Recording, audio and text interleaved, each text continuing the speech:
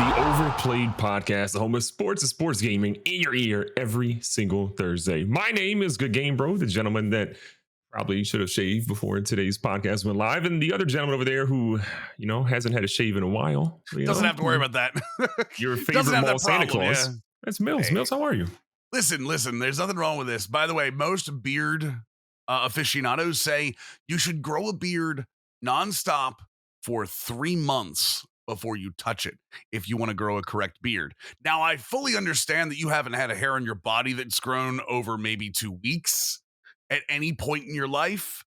Don't pull your shirt up. That was weird. That's so weird.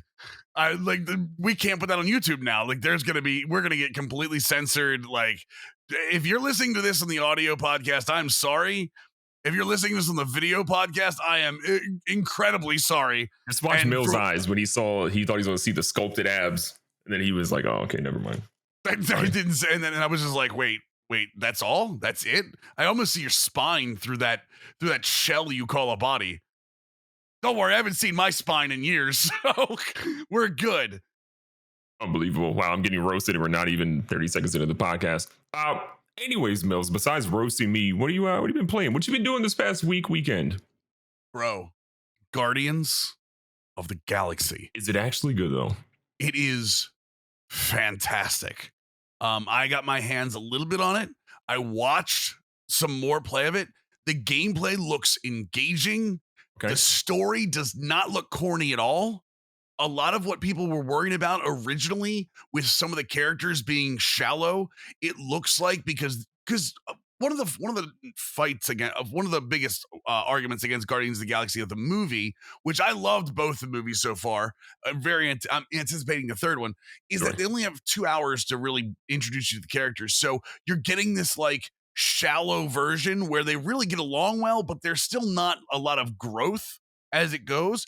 They're saying that this is like the comics Guardians of the Galaxy because you're getting 20 to 30 hours to see the original Star-Lord, where he starts as like, people were calling him Douche Lord because of just how awful he was at the beginning. And they're saying the way he specifically grows throughout this is just fantastic. The writing is unbelievable for it. And again, it's a single player story game. And whenever you get single player story game, I am going to fight for it. I'm going to tell you that I will be there. So can't wait to get my hands really dirty with it, but it's getting unbelievable reviews. It is being said that it is the comic game that everybody wanted. It immediately compares it to Avengers and how trash Avengers was when it came out originally. So super stoked for it.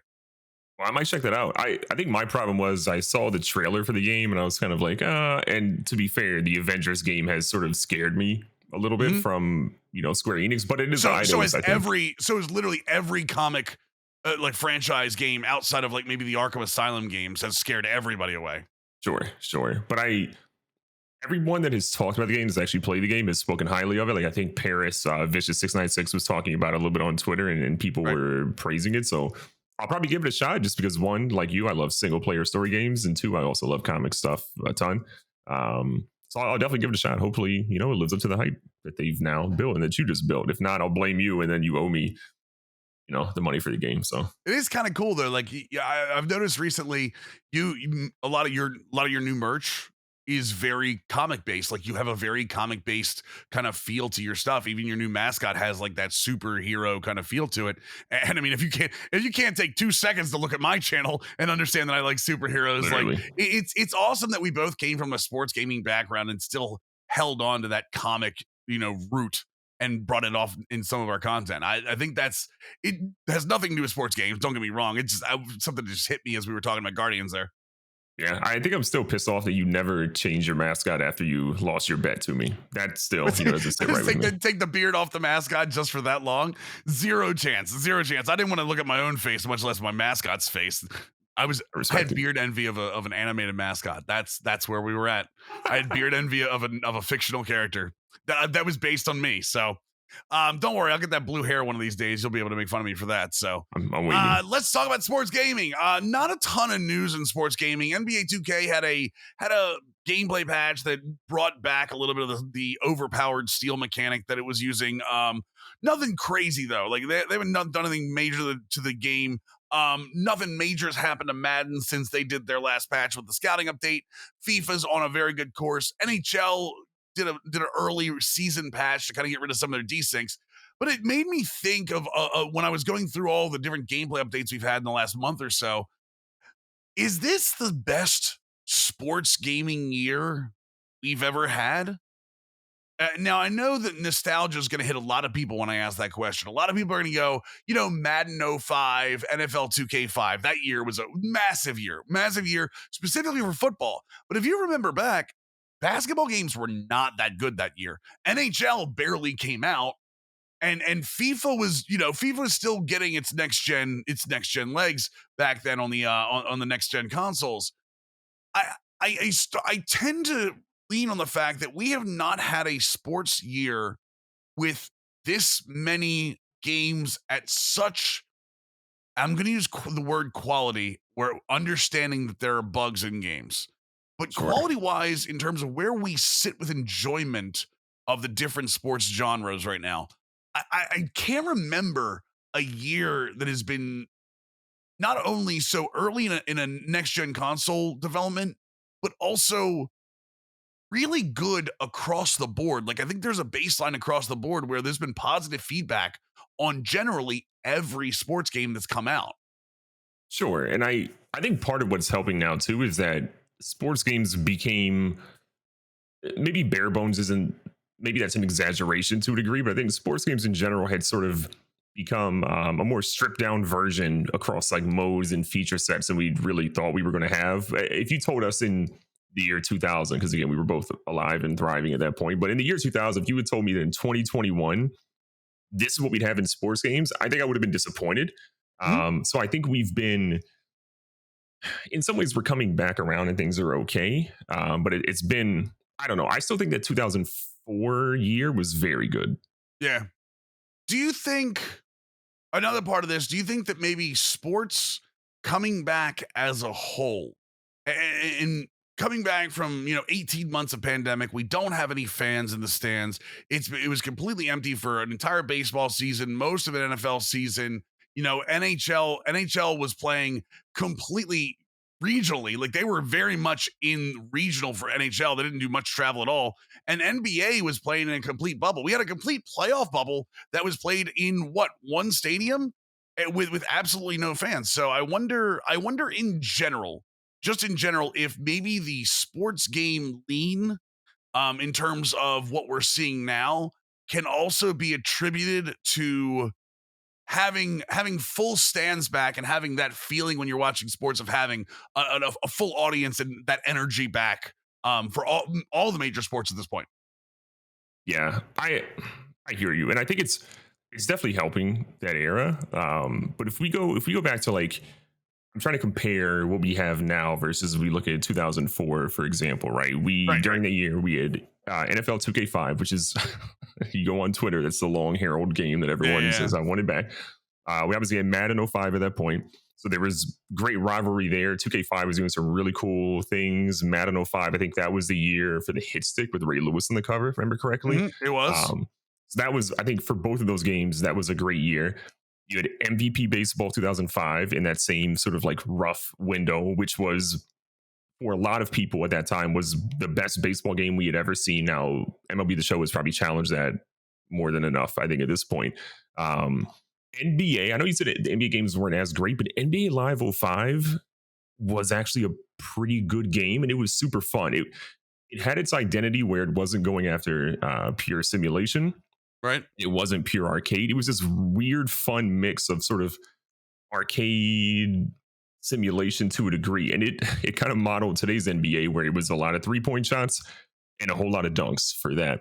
And then NBA 2K, oddly enough, it hadn't really made the jump of NBA Live at that point, right? Live 06 is really what killed and started the downfall of NBA Live. So NBA 2K was one of the weaker sports games, oddly enough, back then. Still solid, but not great. Then you had, I don't know, was NBA Inside Drive around then too? I think Inside Drive was later than that. I could be wrong. I No, think those were NBA. 2002, 2003. Yeah, they were early in that. Yeah. Okay. So Okay, so they weren't quite still around at that point, but 2K5 was the Ben Wallace year, right? Was the Ben Wallace on the cover? We had College Hoops 2K5 back. God, oh my I completely god, forgot about college sports. Yeah, college sports Wha- might push this for me. NCAA football 2005 was really good. I think it was a Larry Fitzgerald year on the front. Was that that was his pit cover, right? I think so. Carmelo was the cover NBA Live. I remember that. We Yep. had Fight Night back then. Fight Night was still there. I think they released 2 NFL Street games the same year. I think Street 2 came out that same year. It was I know Street came out then. I think Street 2 may have been re-released. Or I mean Street may have been re-released. We had Tiger Woods 2005. MVP baseball was still a thing. All-Star All-Star baseball. baseball. Yeah, Oh with my Jeter on the god. front. Yeah. You know what? You might be right. 2004. Maybe I'm feeling this year is finally the break that we're Sure. experiencing. We're experiencing that, finally there isn't one game you can look at and go, okay, I can put that to the side because it's really not that good. What we're doing now is we're saying, I wish I had more. That's what it is. It's the I wish I had more time. I consistently find myself saying, I wish I had more time for all of the good games. Yeah, I wholeheartedly agree. And one game I think we omitted, both of us here, is NFL Game Day.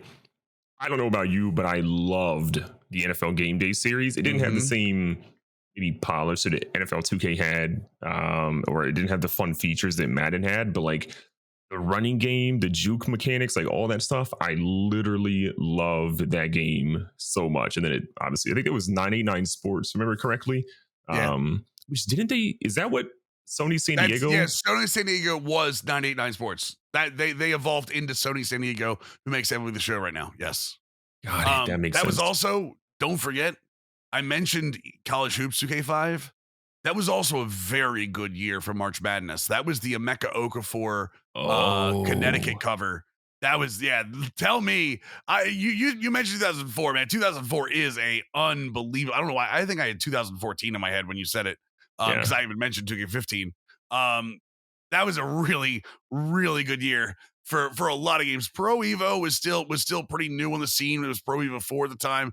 Dude, it was a great year. Even, you know what's funny? Even the Olympics game that year was really good. I think it was Athens, I think. Athens. Yeah, you're absolutely right. It was Athens. Yep. So, yeah, dude, that was 2004. You might be right. You may have brought me back over to your old side. I was trying to keep us in the new age, but you want to show your age. We're good with that. I think it was just, I think what puts 2004 over the top for me is the sheer variety that we had, right? We've covered an insane amount of franchises. A lot of those are no longer around today. RIP. I'm pouring one out for them right now. But it was the amount of franchises that were available across multiple different sports. And then you had just the features that were within those. We had online play had been around for a couple of years. We're so old, but online play had been around for a couple of years now. It was starting to become more of like a major staple. I still think this is a topic for another podcast, but what Microsoft had done with Inside Drive, NFL Fever, not Top Spin. What was it Top? No, what was their title for tennis? No, not Top Spin. It was I forget what it's called. Forget it. Just move on because we're not going to remember it. But they had this incredible gambit of like they had an online infrastructure that had like this whole league system, and it was super advanced. The stuff that I still want to like this day. And so like online play had become like more and more popular, like head-to-head rankings. I know for Madden 05, that was the first time I played more games online in Madden 2005 than I've played probably in the past 5 to 6 years of Madden head-to-head. Like I played over 500 ranked games in Madden 05. I don't think I've even played close to that like now, to be perfectly honest with you. But yeah, the quality, the just the amount of different titles we had and how good all of those were, like to me, that was the golden year. I think we can get past that, right? We're getting to a spot now where like sports games are starting to build up their feature sets again. We're seeing incredible physics or just different things that we didn't even think were possible, or how realistic and lifelike they were. Just how good the gameplay was back then is really what I think sets that apart for me. They were out of sports games by 2004. Microsoft was for Xbox Game Studios, but the year before that they had NHL Rivals. It was Top Spin. You were right with that. Lynx 2004. NBA Inside Drive, I thought was a good series. So good. NFL Fever was their football game, and I thought completely underrated was Inside Pitch. Their MLB game was Oh also yeah. very very good. Yeah, so It had I Nomar still Garcia Parra, I think, for a little bit on the cover. Yep. Yeah. You want to talk about old? I still have my Xbox Live beta disc. The disc that had the little car racing game on it. Can't remember the little. It was a little like micro like mini machine car racing game on it. I forget exactly what it was, but I do remember you could play the first NFL 2K game on Xbox Live during the beta. It was kind of crazy. So, Yeah. um you know what? But and again, I talk about how awesome it is to be able to look at all the sports games. We can look at all the sports right now too. It is probably there are two best times of the year for me. That is the beginning of baseball season in like March and April when we're starting to wind down the NBA and NHL season, and the draft is massive for the NFL. And then right about now, where the NFL's in full gear, we're starting with the NBA, we're starting with the NHL, and then we have another, massive sporting event, and that is the World Series going on right now. As we record this, Game 2 is happening. I believe the Astros are up 1-0 early in the game. But they lost last night 5-1 behind Charlie Morton's I would say gutsy performance in 2 innings, because Charlie Morton, for those who don't know, has a broken fibula in his push leg, for his right leg. He got hit, came back on the mound, threw 16 pitches, struck out 3 batters on a broken, sorry, Kurt Angle, a broken freaking leg before he was taken out. And then when he was taken out, he was seen apologizing to teammates that he couldn't go back in on a broken leg. That, my friend, is the definition of a ball player. But that does not bode well for the Atlanta Braves the rest of the series to lose their ace. Yeah. I'm kind of blown away by the fact that he was able to not just pitch the 1 inning, right? Because you could argue adrenaline, right? When you're in the playoffs or in a big sporting event, we saw years ago with Terrell Owens when he had literally a broken ankle and he suited up and was still playing and caught like 8 or 9 balls, like 100 plus yards and a touchdown, if I remember correctly. Like, we've seen athletes do things like that, but to do that, and I mean, even T.O.'s was incredible. For him to pitch, go sit down for the batters, then come back out and still pitch again is incredible. I honestly looked up when he said that he was apologizing to his teammates if he was Canadian, because it's a very Canadian thing to do, is apologize for something that's not your fault. But he's not. He's from New Jersey. So like, to me, I hope this is one of those things. I want the Braves to win because I'm still, I still have ill feelings towards the Astros at this point, a couple of years later. But to me, this is one of those things where I don't know if it's the exact same, but it'll be sort of maybe thought of similar to what, Kurt Schilling and the Bloody Sock or something like that will be if the Braves are able to go forward and win the series. My prediction was Astros in 6, and I'm going to stick to that. I believe the Astros still come back and win the series. I believe their offense is too good to be held dormant the way it was in Game 1, and losing Charlie Morton is massive for the Braves. The Braves have 3 pitchers that are in the top 18 in reverse launch angle, and that means is that what they give up launch angle wise, it's all on the ground, and that's Max Fried, Ian Anderson, and Charlie Morton. Those 3 weren't going to use a 4th starter. They were going to do a bullpen game. They were going to go from that. Their bullpen is going to be spent now that Charlie Morton not only was hurt, but now cannot pitch. The Astros, don't get me wrong, the Astros are missing Lance McCullers in this series as well. But they come back with Framber Valdez, Luis Garcia, Urquidy pitching tonight. They're even going to have Jake Odorizzi pitching. I believe he pitched Game 1. I think the Astros bullpen keeps them in the series, and I think the Braves bullpen might be the reason they kind of fall out here. Braves are extremely hot, but they are still an 88 win team, the lowest win total coming into this playoffs.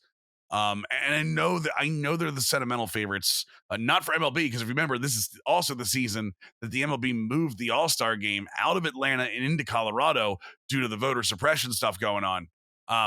All of that being said, MLB doesn't want to be in Atlanta right now.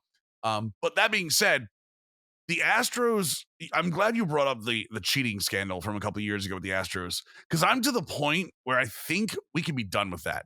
I know there are a lot of players that are still on that squad from then, but it's not. Is it up to us in the court of public appeal? Like MLB did what they did. Like, it's MLB's fault that they weren't punished. I mean, AJ Hinch is coaching, Alex Cora is coaching. They're back. No one said a word about Alex Cora coaching this year. Are we really to the point? Like, do we still have to worry about holding this team accountable for cheating 4 years ago? Absolutely. So what would be a proper punishment for the Houston Astros from 4 years ago? I think it's viewed the same way as someone who did steroids. To me, there are, if you're talking about sins in baseball are equal. And so for me, whether someone did steroids for a period of time, so if someone does steroids and they're caught, we don't know the extent of how long they use that, right? But if they're caught, they're then punished. That has then marred their career. We think of their career differently, right? There is more often than not, a negative connotation for that. I view that the same way for the Astros. Those guys were cheating. That organization was cheating. They had a variety of different ways they were essentially doing it. I don't want to just say, I know that time does heal some things, but for me, it's just because we're 4-ish years out. I don't want to say, oh, you know what, Altuve, Correa, all those guys, you're good. You know what, you paid your price or whatever. Like, I still want to have a negative connotation to them, because if they were okay with cheating once, there's always going to be a way that someone does it, right? Sports are about competitive advantages. People will always find ways to sort of like cheat. So I still will. It's not something where I'm going to, I'm not actively rooting against them, but I won't actively root for them. So in a situation where it's like someone else in the Braves or someone else in the Astros, I root for the other team. Do you actively root against Tom Brady still? Or is Tom Brady kind of, yeah, that's what I'm saying. Do you actively still cheer against Tom Brady, or has Tom Brady done it? So I will say this. Let me just, I'm actually going to give you an out before you answer this. Okay. Is the way Tom Brady handled this better than the way the Astros did? Because the Astros were very upfront and combative about it. Like, you could tell Bregman, Altuve, those guys, when they came out publicly, they were reading off a piece of paper and walking away. There was no questions. There was nothing. Brady has made almost jokes about Deflategate, about when it happened. He's made jokes about the Patriots cheating. Belichick has made jokes about the Patriots cheating. Like, and Brady has just gone on and kind of become a social media darling, whereas we're still holding the Astros accountable. Like, what is the difference there? Sure. So I think the interesting thing for that, like when you look at Deflategate, is Deflategate was orchestrated by sort of like Belichick, from what we've understood or from what I've understood of it, orchestrated from Belichick's perspective to get the unfair advantage of getting the film and then him implementing that film into those workouts. Did Tom Brady know about that? I'm going to say probably more often than not, yes. I'm going to say Tom Brady was, you can't be as good as Tom Brady was and as closely associated with Bill Belichick and not know that to some degree, right? So for me, I've always disliked Tom Brady, but it has been incredibly difficult to root against Tom Brady because of the things that he's been able to do from a social media perspective. Yep. I have this sort of like Pavlov's, thing in my brain where every time Tom Brady does something really cool, I'm like, but he's a part of Deflategate. And so, really? You do? Okay. I would say most people, when you mention the Astros to most people, the first thing they do is the trash can thump thing, right? When you mention Tom Brady, I would say 99% of people think he's cool. Like, think not cool, but I mean, he's like the dad on Twitter. He was just on Monday Night Football. Dude, he was on Monday Night Football trashing defensive players, and people found it amazing. For those of you who didn't watch, he was on with the Manning brothers on the ESPN2 coverage. Incredible. Yeah, and he stated, "Do you really think defensive players are that?" He was like talking about how they weren't that smart, or it was just like dogs chasing a car. And I was like, how does he get away with saying this? Because he's Tom Brady. There's also an element of privilege there, but it's also why I actively say Aaron Rodgers is the greatest quarterback of all time. Like, I know Tom Brady is the winningest quarterback of all time, but Aaron Rodgers is by far the most talented and best quarterback you've ever seen play football. I rest my case.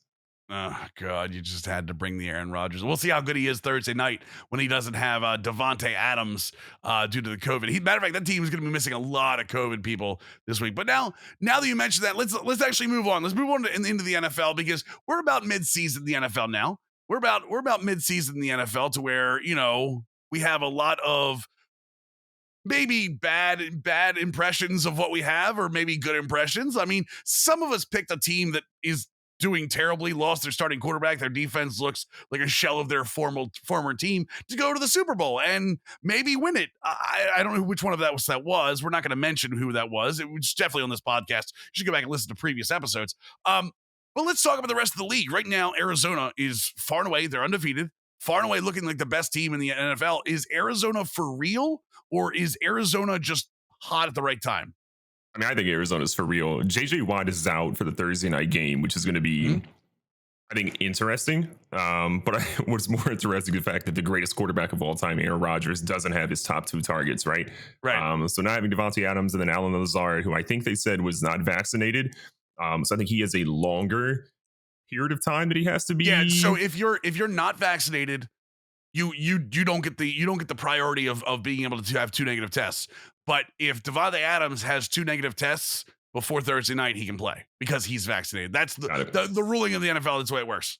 Got it. Makes sense. So I think Arizona is, look, I think we give all the credit in the world to Kyler Murray and how Kyler Murray is playing. Kyler Murray has been playing unbelievable football. I think better than what a lot of people probably expected of him. Managed to be bumping that man's rating up significantly more so. You think it's like an 89 or maybe a 90? Give him like a 94 at this point, in my opinion. But I think when you look at how that defense is playing, they're starting to let Isaiah Simmons become more of this like incredibly versatile weapon that can play multiple positions, right? Safety, linebacker. I've seen him coming off the edge sometimes too. Arizona will consistently get better. Injuries will be the biggest impact for them. But I fully believe in Arizona right now as this far best team in the NFL. I agree with Isaiah Simmons playing that like Micah Parsons. It's a role we're seeing out of a lot of teams now, having that like rover that you see in college in the 3-3-5 all the time. I'm scared. Arizona scares me because I've seen teams get hot in November before and be really good and then fall off. Kind of lose focus as the season goes on. I'll be honest, Cliff Kingsbury scares me a little bit too. This is an offense that when it starts to get colder out, will this offense be able to continue? Teams that don't have a fully effective run game. Now, Chase Edmonds looked really good last week. Don't get me wrong. But Chase Edmonds and James Conner are not, the top 15 of the NFL. Kyler Murray, obviously very mobile, but Kyler Murray is not Lamar Jackson. He's not a guy you want running the ball all the time. The style of offense they play worries me. That's all it is. I know that's new style. I know that's the way the NFL is these days. But I do worry, as like I said, as they get colder, as they get into some cold weather games, does that offense continue? Their defense is actually what has impressed me the most.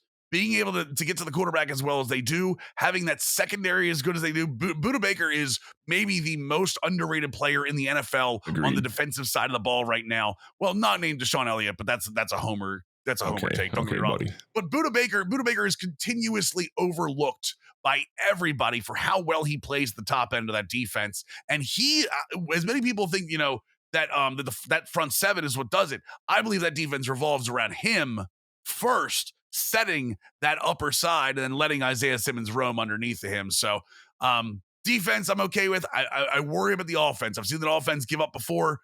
I'm worried. I don't think they're Pittsburgh Steelers. I don't think they're, a 12-0 fake team. But I do think that they're getting. That's not a shot against you. I mean, can we be fair? They were completely fake at 12-0 last year. Okay, that wasn't because of that. I mean, I would call the Ravens fake too after they get blown out by the Bengals. I worry about their offense. I want to see their offense be consistent through cold weather, through November, through December games as they go. I do think they're probably a top seed in the NFC, but I do want to see if that means all the games go through Arizona. That's even better for them. I just mentioned another team that had a blowout win over a top AFC team this week. Cincinnati just destroyed Baltimore.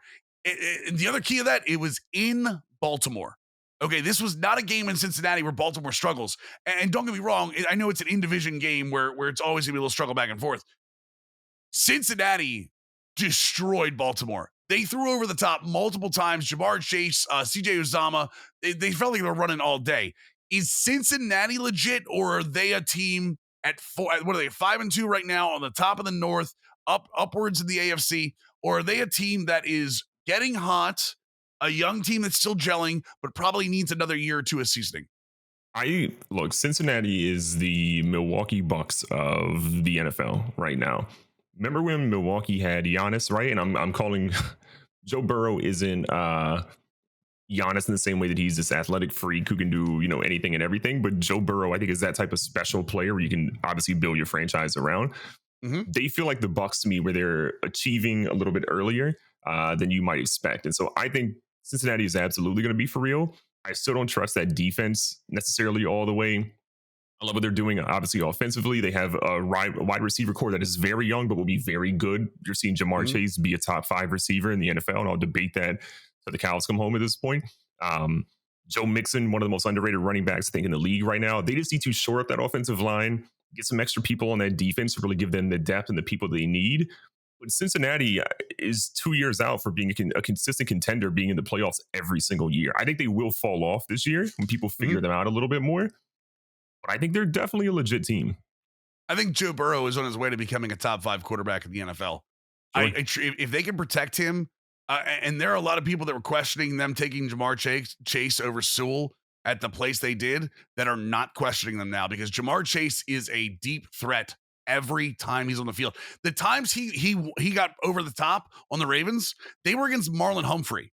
Okay, now Marlon Humphrey did not have a great game, but Marlon Humphrey is a top 3 shutdown cornerback, and he got worked by the Bengals. The Bengals, every time the Bengals had coverage on him, he got absolutely destroyed, not only by Jamar Chase, but by CJ Uzomah as well at tight end. So I think if they can keep Burrow upright, I think that's the biggest thing. I think they're well on their way to a playoff berth. I do agree with you that, teams in the NFL, there aren't teams that sneak into the playoffs that all of a sudden just roll the table. It normally takes a year or two of being in the playoffs to see the Ravens or see the Chiefs. All of those teams normally take a year or two of playoff seasoning to really get the vibe of that. But I do agree with you. I do agree that the Bengals are 1 or 2 years from maybe even being another dynasty in this league. I think they're that good. And it's going to be very interesting in a couple of years. What does Cleveland do with Baker Mayfield? Because, he's got an extension coming up. You've got Baltimore, who's got to extend Lamar. I'm guessing they will. But the second you extend Lamar, all that money goes away from the rest of the team. So it's going to be the Lamar show. You're going to have Joe Burrow in Cincinnati, who's going to get an extension in a couple of years. And then you're going to have Pittsburgh, who is around Najee Harris, a very good defense. And I really do believe that Pittsburgh is a quarterback and maybe 2 offensive linemen away from being very, very good. 2 to 3 years, the AFC North could be back to prominence with all 4 teams really beating the hell out of each other. Yeah, I agree. And there's nothing more that I want Pittsburgh to do than draft a quarterback as a Steelers fan.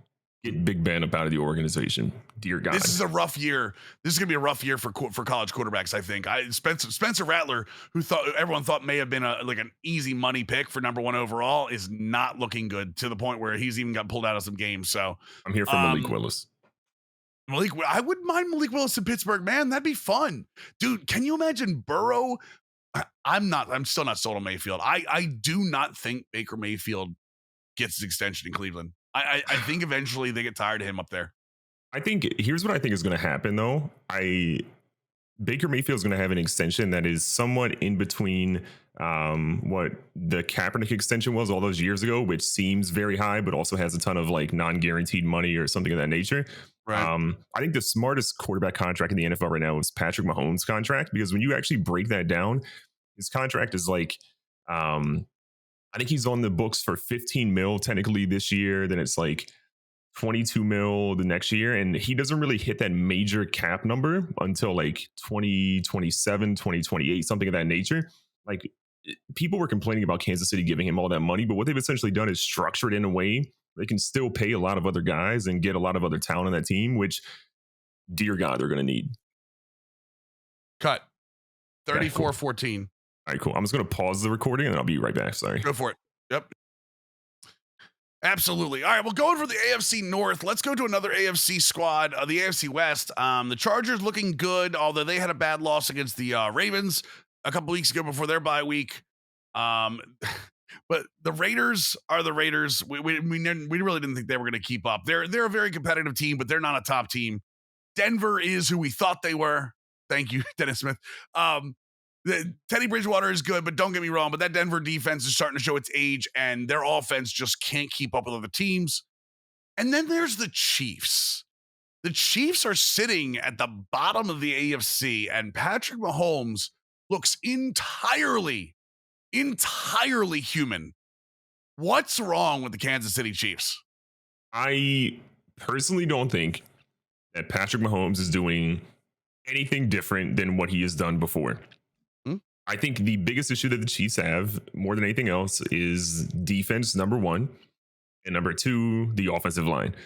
There is nothing else that Patrick Mahomes should be trying to change right now. We're seeing a lot of these interceptions be tip balls. Albeit that one he threw was one of the dumbest interceptions I've seen someone throw in a long time, where he hurled it up 30 feet in the air as he's falling down. But I think the biggest problem that the Chiefs have is that Mahomes is feeling more pressure than he's ever felt because the defense is giving up too many points. The offensive line cannot provide him a pocket in any way, shape, or form consistently throughout a game. And Mahomes is now trying to force even more passes than he has before. Mahomes before was able to play with some sort of semblance of, I have a decent defense, right? They're going to make some plays for me, or they're going to hold a team under 20 points. Cool. He has weapons. He can get them the ball nonstop. But even when the, best quarterback in the NFL, other than Aaron Rodgers, is seeing all this different sort of pressure internally for him to like, oh God, my defense is going to give up 30, 40 points. Or, dear God, my little brother is going to be doing TikToks beside me nonstop while I'm at dinner. My wife's going to be shaking her butt in the camera. And that's going to be as I'm trying to read a menu with my concussion. Like, I think Mahomes is dealing with so much pressure and he's forcing more than normal. He just needs the defense to do their job, the offensive line to do their job. And I think the law of averages, they'll be just fine. I think the defense is not going to do their job this year. I think he's stuck with what they have on defense. Defense is significantly worse than it was last year. They've taken a step back. I think the offensive line is okay. They rebuilt a lot of it. I think the offensive line is doing a little better. I think the receivers, Tyreek Hill looks great. Travis Kelce looks great. Everybody else is just kind of falling off the map. I think you're correct in that he's doing the same things he's always done. But the law of averages is catching up with Patrick Mahomes. He's played superhero ball since day one in the league. We always talk about the no-look passes, the throws from when he was diving, parallel to the ground. All of these things are true. The thing is, he was never punished for them before. Okay, the throws were going away from defenders. When it was a bad throw, it wasn't something that a defender caught, it just hit the ground. The law of averages is undefeated, okay? You can only play superhero ball at quarterback for so long before it starts to catch up. The problem for Patrick Mahomes is it's all catching up at once. So they got to be very, very careful with how they treat the situation. Patrick Mahomes is making the problem with Patrick Mahomes right now is he's making Baker Mayfield decisions. And yes, I hate on Baker Mayfield all the time, but decision making is not one of his strong points. He's making Baker Mayfield decisions instead of Patrick Mahomes decisions. He used to be able to throw the ball up to Tyreek Hill, and Tyreek Hill would just catch it and run. Now he's throwing at Tyreek Hill with two defenders around him, and those throws aren't beating the defense. He needs to get back to fundamentals. He needs to go back to easy throws. There's only one real problem with that. Andy Reid. Andy Reid is not exactly known for easy throws. He's a West Coast guy at heart, don't get me wrong. But you think about the quarterbacks that he's had. The problem is that when they go on cold streaks, they tend not to come back. Hello, Donovan McNabb. I'm just saying that I think Mahomes will straighten it out. But I do think the Chiefs are a middle-of-the-road team without all-pro, top of his game, Patrick Mahomes. You're seeing what happens when they don't get one of the best players in the league at quarterback. I don't disagree with some of those points, but I do think the Mahomes thing it's the same way that I would view a good defense that is marred by a terrible offense, right? Look at not the Chicago Bears this year, but the Chicago Bears a couple of years when, Mac, I think Mac's second year in Chicago, if I remember correctly, Trubisky, the incredible quarterback that he was, turning the ball over and not being able to get the ball downfield, not being able to get first downs. What essentially happens is the defense has an insane amount of pressure, right? So that defense that was a top defense in the league, top 3 defense in the league, I think the year prior, became a middle of the road defense because they were on the field too much. They were having to do too much. They had that thing in the back of their mind of, dear God, we have to get a turnover and get good field position, right, or else we have to give the ball back to Trubisky and watch us go 3 and out, 4 and out nonstop. So I think a lot of that is impacting the Chiefs right now, and I think impacting Mahomes in a negative way. If they can, what week are we in? I think we're still before the trade deadline, right? Until November. Yeah, we have 2nd, trade deadline. the trade when you all listen to this, the trade deadline will be Tuesday at 4 p.m. Eastern. Yeah. So if I'm the Chiefs, I'm doing 2 things. One, I'm trying to make a somewhat of a trade for an impact player to help them out a little bit here, and then I'm also looking at Marlon Mack is on the trade block. Would be a perfect fit. Yeah. And then I'm also looking at these guys are going to get released or buyouts or essentially whatever happens. I'm trying to get some of those veterans to come in as well that are going to get shafted or put out for 6th or 7th rounders and future draft picks and compensation. They need to bring in some of those veteran talented players that can help them out and not have to play an insane amount of time, but can still be, good presences for them on the defensive side. And I honestly feel if they can do that, they can shore up that defense a little bit. Mahomes will be just fine and will be back to the Mahomes we all know and love and see on ESPN with the da-na-na, da-na-na Sports Center highlights. They're 3-4 right now. They make playoffs? Yes. All right. You want to change any of your preseason predictions? If I remember correctly, was it the Chiefs? You had the Chiefs and... I had the Rams on the NFC. And the Rams. You're the Chiefs, the Rams. Do you want to change that up? Just mid-season change. I still feel good.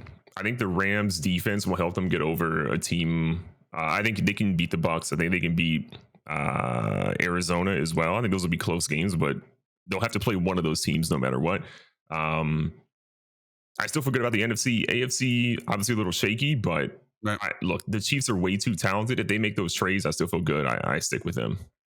I'm sticking with the Rams as well. I still as well. You had the Washington. I tried to change the narrative. I'm going to say this. I think the NFC Championship game is going to be the Rams. Still, I had the Buccaneers and Washington, didn't I? I'm going to change both teams there. I think the Rams will make it. I think the Rams are way too overpowered on offense, and their defense is stifling. I think the Rams, and this is going to sound crazy, I think the Dallas Cowboys. I think the Dallas Cowboys are. I don't trust the defense they're playing. Their defense is incredibly turnover heavy. That's what they do. They try to get the ball. They give up a ton of yards, but they try to get the ball back all the time. Trayvon Diggs is the perfect example of that. Dude gives up a lot of yards in the air, but for all the yards he gives up, he brings them back on interceptions. I think the Rams and the Cowboys are going to be in the NFC Championship game. AFC, I called I called the Cleveland Browns before the season started. Seeing Baker this was all based on the fact that I thought Baker Mayfield was going to take a step forward. I'm telling you right now, again, and I know I'm a con. There are certain athletes that I do not like. Aaron Rodgers, Ben Simmons, Baker Mayfield's on that list. I just don't like the decisions he makes. And I'm not even talking about the injury he has to his non-throwing shoulder. He just makes terrible choices on the field. Absolutely awful choices on the field. I do think the Bills look like probably the team to beat in the AFC right now. I know they're 4-2. Tennessee looks really good with Derrick Henry, but I don't buy into Ryan Tannehill as much as I did before the season. I don't like the fact that Julio Jones is injured every other play. I do like AJ Brown, but I haven't seen anything else in their offensive scheme besides Henry to really make me believe in them. I will say this sneaky team coming through that I never thought would. The Indianapolis Colts are currently 3-4, but No. I don't think they're going to go play. I don't know their Super Bowl, but Carson Wentz looks better and better every time he's on the field. Jonathan Taylor has taken a step forward in what he's done. That offensive line is gelling. I do think they're a sneaky dark horse to get into the playoffs this year. Obviously, as a wild card behind Tennessee. I don't think they're catching Tennessee, but I want you to be like, think of the 3-4 teams right now. the Patriots, the Colts. The Browns are 4-3. Do you think the Browns are going to the playoffs right now? Yeah. Do the Browns look like a playoff team to you? Yes. Okay, so they have an incredible defense and an offense that will figure it out. So I believe they'll be in there. I mean, they're +8 in point differential right now. They've given up 165 points. The most in the AFC North, one of the most in the AFC period.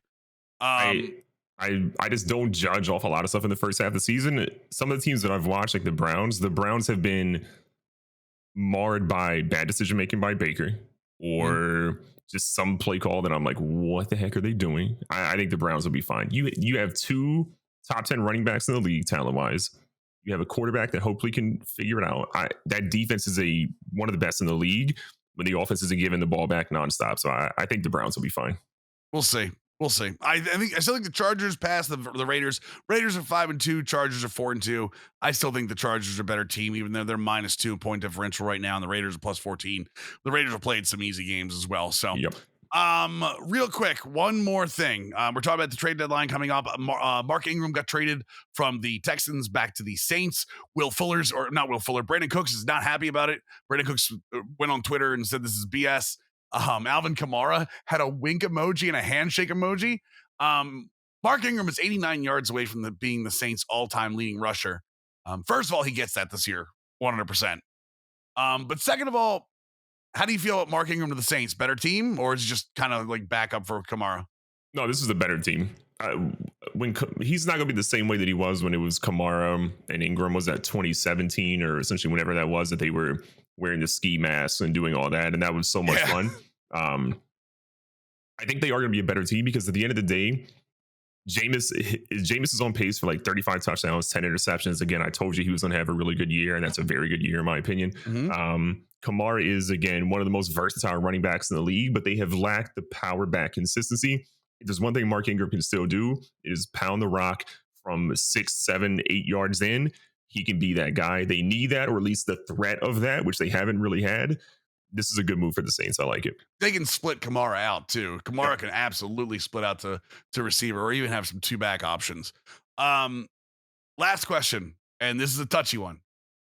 A lot of rumors being talked about. I think the Houston Chronicle actually confirmed that there's a deal on the table for Deshaun Watson to be traded to the Dolphins or the Panthers, one of the 2 teams. They've said both teams have inquired, and there's a deal on the table for one of those 2 teams that is hinging upon clarity on Watson's legal situation.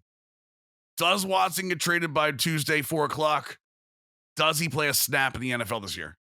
I think Watson does get traded before the November 2nd deadline. I think he gets traded for less than what people are going to expect.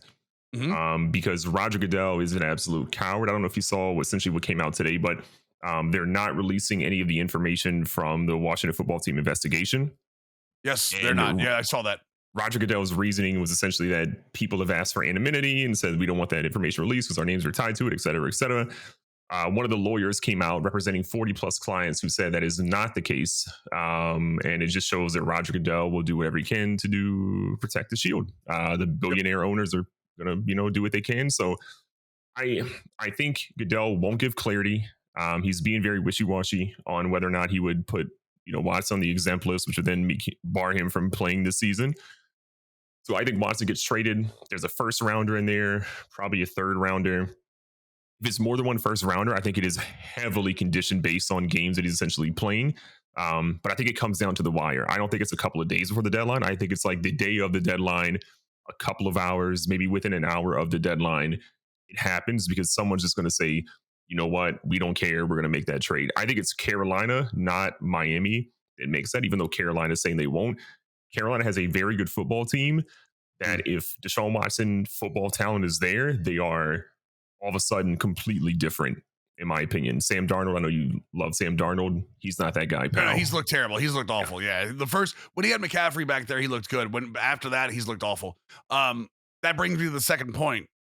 Does Deshaun Watson play a snap in the NFL this year? And I will bring up the reason that I'm saying yes.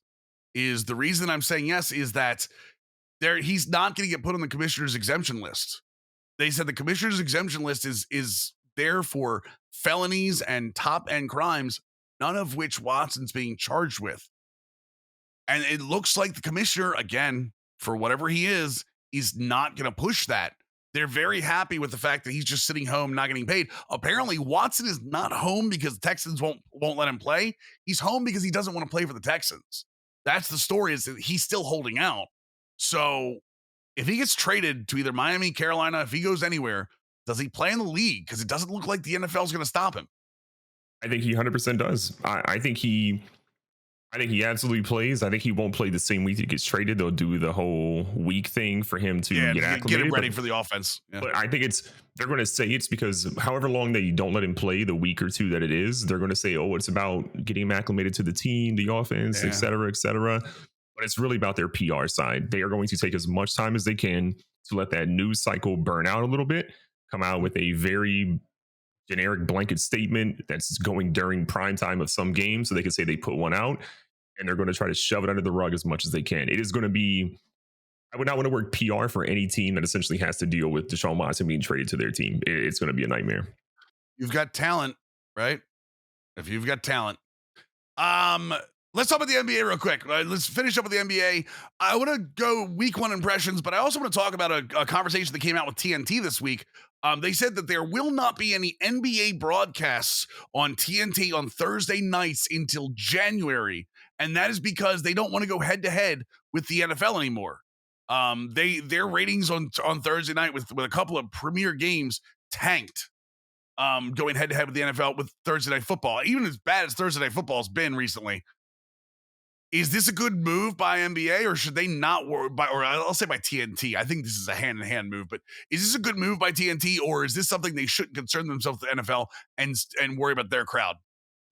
It's an interesting move. I don't necessarily love it because I personally love basketball on at all times of the night, especially when you're getting late night games. To me, if you're doing like a West Coast game, it's not as much of an impact because the Thursday night games typically go on like 8:15, 8:25 Eastern, I think, if I remember correctly. Yeah, but they're going till like 11:30 at night. Like Thursday night games are regularly ending like 11:30. So you're jumping. Yeah. You can't, most people aren't going to tune into the middle of an NBA game.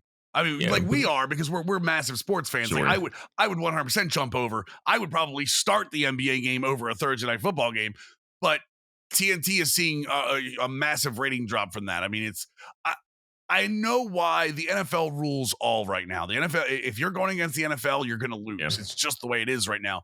But I'm with you, man. I want to see NBA. The NHL's on ESPN Plus. It's a little different. So I want to see NBA games. I'd love to see NBA games every night. Like that's part of the draw of having an 82 game season for every team.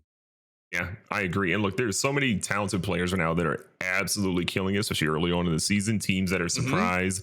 Some teams I think that are inflated a little bit.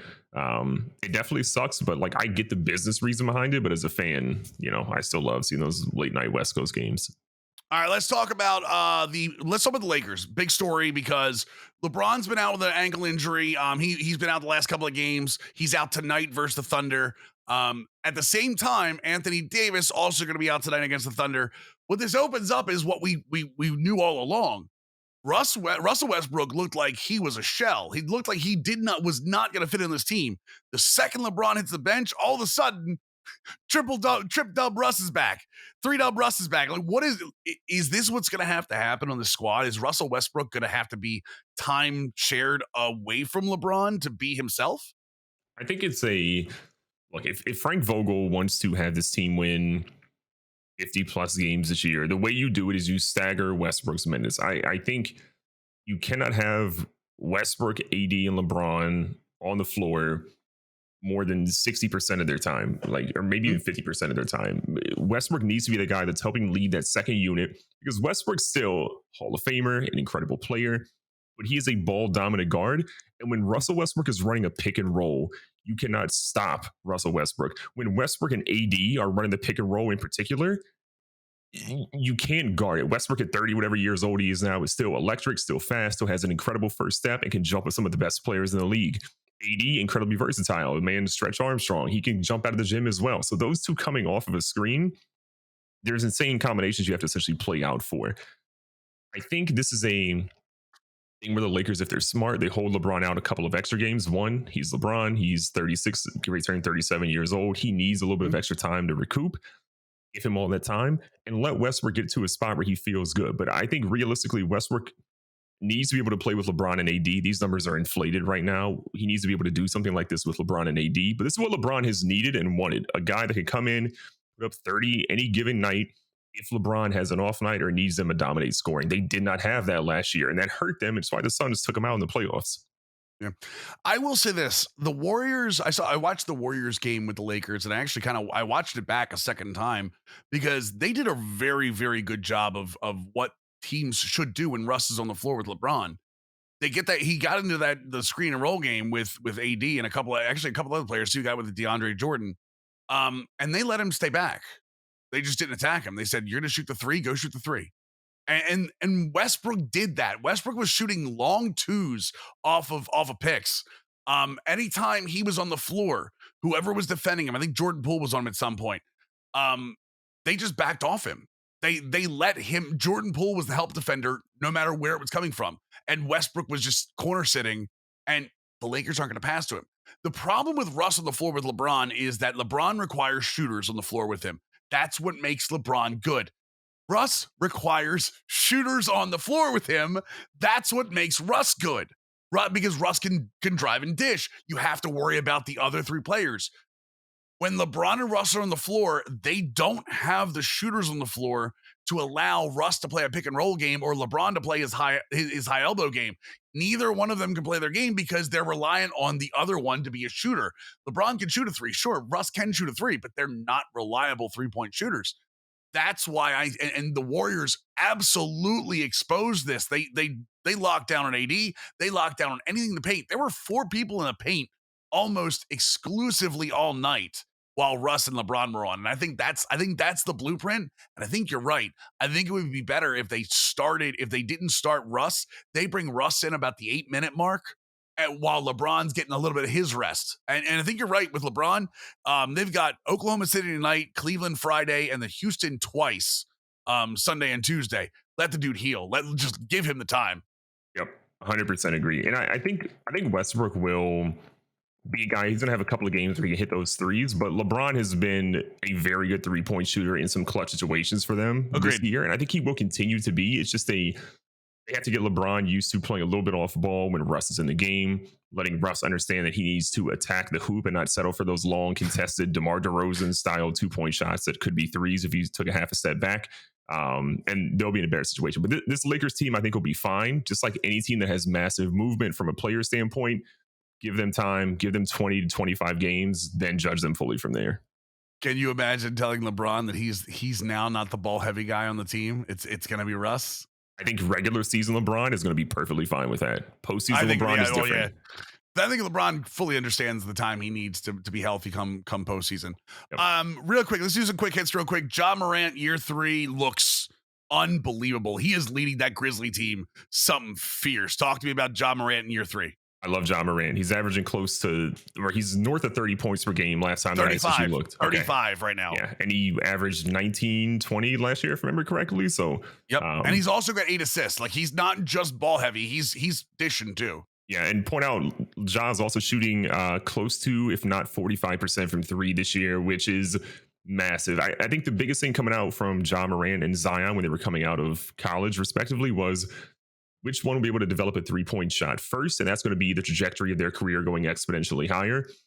Right now, we're seeing Zion in Mountain Dew commercials, and we're seeing Ja hitting 3-point shots and dominating the league. So if Ja Morant continues to hold a 40+% 3-point shot, the NBA is in massive trouble very soon.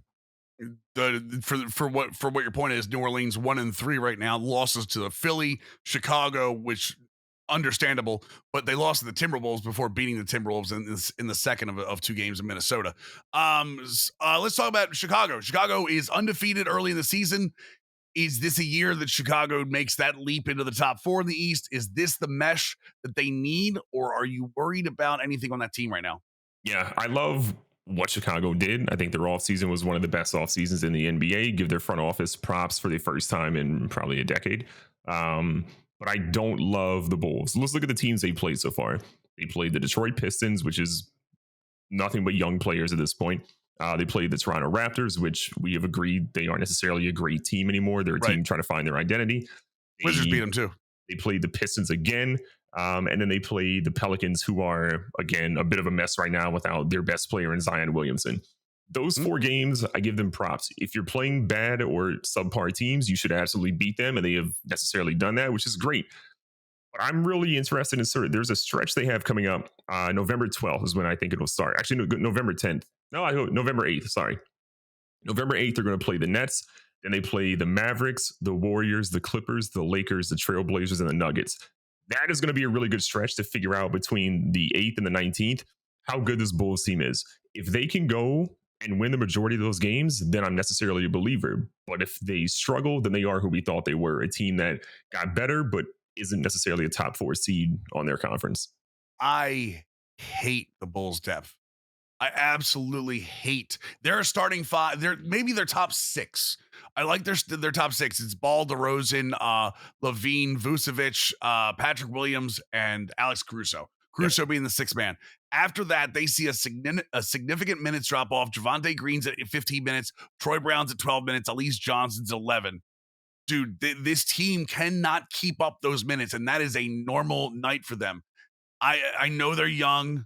DeRozan's not like I don't think DeRozan's gonna be able to keep that up either because he's aging as well.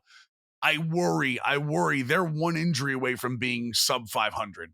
And like I said, that's not me trying to hate. I love the moves they did, but they knew when they were doing those moves that they were going to sacrifice depth to get those moves done. Last but not least, definitely not least, Golden State. What? Golden State has decided this is their year. Kerr just said, Curry, go do your thing. And Curry's doing it. Curry looks 5 years younger. Curry looks like he's ready to ball all year. And again, early in the year, so injuries piling up. They're going to get Clay back at some point this year. They might get Wiseman back at some point this year. But as it stands right now, man, they look fantastic. And you want to talk about watchability? Because watchability is a huge thing in NBA. Dude, watchability, man, they are running teams right now. Yeah, I don't like making knee-jerk reactions or making decisions off of a handful of games. Now, welcome to me. I'm pulling a Mills here. My MVP is going to be Steph Curry. Steph Curry wins the MVP this year. What he is doing, the enthusiasm he's having, how he's lifting up this team, and how that team is gelling. Look at all the stuff they're doing off the court with the Clay 77 jersey, which was hilarious, by the way. The Warriors feel like the Warriors of old. The Warriors pre-Kevin Durant is sort of what they feel at this point, because Kevin Durant, they were an unbelievably unmatched team. I think Steph Curry really hits back to what he was doing previously. They just need Draymond to be, a pillar for that defense. Doesn't have to be the guy, but if they get Wiseman back to help out, I think they're going to be in a good spot. They still make a trade or two, but this Warriors team, they're going to have an MVP, and it's going to be Steph Curry. So Wiseman and Jonathan Kuminga both doing on-court activities right now. That's big. Like that's going to be huge because if you want to talk about a weakness of the Warriors right now, it's their inside. Draymond's looking better. Like Draymond's looking like he's averaging 10, 7, and 7 right now. That's old Draymond. Like that's what don't they get me need. wrong. Yeah, they need old Draymond, but Kevin Looney is not going to be the guy in the middle long term. So they're going to need Wiseman back big time. I can't wait to see this team. Can you imagine this team running Draymond at the 5 when Clay comes back? They're going to run Steph, Jordan Poole, Clay, Andrew Wiggins, and Draymond Green at the 5. And they're going to be able to bring Iguodala in, who, again, limited minutes, but I can't wait to see not only Wiggins running a little bit more with this team. He's already averaging 17 and 5, which is great for Wiggins in this role. Jordan Poole is averaging 15 points in the first week. Clay's going to make this team better, and I do believe that they've got I love Steve Kerr's coaching. I think they've got a role for Jonathan Kuminga on this team this year, 100%. and I can't wait to see what they're going to do. He's a long defender who can play. He's exactly what Kerr needs on this squad, so I can't wait. Absolutely can't wait to see the Warriors, man. Kuminga's going to steal minutes from Andrew Wiggins, in my opinion, and it's going to be it'll be not too long before Wiggins is a thing of the past for them. 2 years from now, Kuminga, they don't even remember Andrew Wiggins at this point. Kuminga is a stud as they get that jump shot together, which there's no better team to learn jump shot techniques and form and the ins and outs of it than being on the Golden State Warriors. They're gonna be a lot of fun. Yeah, right now, Otto Porter and Iguodala's averaging 22 a night. Otto's averaging 18. I think those minutes would come from those two as well. Sure. Wiggins obviously around 30 minutes a night too. Dude, this team is going to be scary good when they're healthy, and they're going to be healthy this year. Like Clay is 100% coming back around Christmas. Wiseman is going to be back soon. This team is going to be scary good, especially in that West. You don't want to play them. They're going to be a 4, 5, 6, probably a 5 or 6 seed, but I 100% would not want to play them. But Mills, great episode this week. Really quick, your World Series pick was Astros in 6. Astros in 6, yes. I'm going Braves in 7 to be a contrarian. So right now, by the way, still Astros up 5-1 tonight as we record this. Still going. I think Urquidy's actually having a decent night. 6 strikeouts over 4 innings already. Sheesh. Well, there goes my pick. Whatever. I'm sticking with Braves at 7. Remember, if you haven't given us a 5-star rating on Apple or Google or whatever you're essentially listening to us on the podcast, give us that rating. Helps out an absolute ton. It will be back next Thursday. Same bat channel, same bat time. Be safe, be smart. Tell somebody you love them. Catch you guys in the next one. Ciao.